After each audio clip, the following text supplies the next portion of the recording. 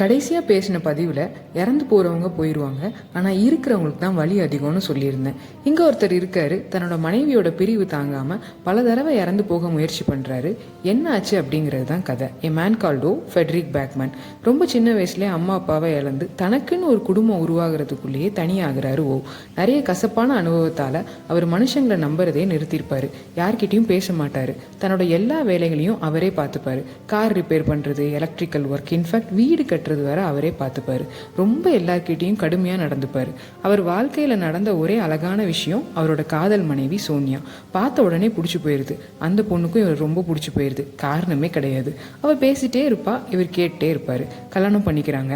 Pregnancy டைமில் ஒரு bus ஆக்சிடெண்ட்டில் தே லாஸ்ட் தேர் பேபி. அந்த ஆக்சிடெண்ட்னால அவரோட மனைவி பேரலைஸ் ஆயிடுவாங்க. மொத்த வீட்டையும் அவங்களுக்கு ஏற்ற மாதிரி இவர் மாற்றி கட்டுவார். அவங்க டீச்சராக இருப்பாங்க. அவங்கள பேஸ் பண்ணியே இவரோட மொத்த லைஃப்பையும் பில்ட் பண்ணியிருப்பார். அப்படியே வாழ்க்கை போகுது. ஆனால் அவங்க கேன்சரில் இறந்துருவாங்க. இவருக்கு அவங்க இல்லாமல் வாழ தெரியாது. முதல் தடவை தூக்கு போட பார்ப்பார். கயிறு வந்து கீழே விழுந்துருவார். காரில் ஃபியூயல் காலி பண்ணி செத்து போக ட்ரை பண்ணுவார். அப்போவும் யாரோ கராஜ் கதவை தட்டியிருப்பாங்க. ட்ரெயினில் விழுந்து இறந்து போக ட்ரை பண்ணுவார். அப்போ அங்கே வேற ஒருத்தரை காப்பாற்றிட்டு வந்துடுவார். கன்னை எடுத்து ஷூட் பண்ணி செத்து போக ட்ரை பண்ணுவார். அப்போவும் அவர் வீட்டு கதவை யாரோ தட்டிடுவாங்க.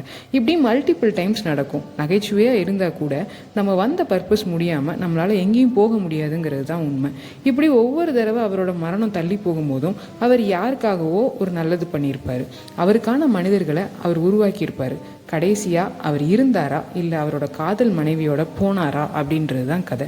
எனக்கான மனிதர்களை இந்த யூனிவர்ஸ் என்கிட்ட கொண்டு வந்து சேர்க்கும் அப்படிங்கிற நம்பிக்கையை எனக்குள்ளே விதைச்சது இந்த புத்தகம். இன்னொரு புத்தகத்தை பற்றி புதன்கிழமை பேசலாம். இப்படிக்கு அன்புடன் வாசகி.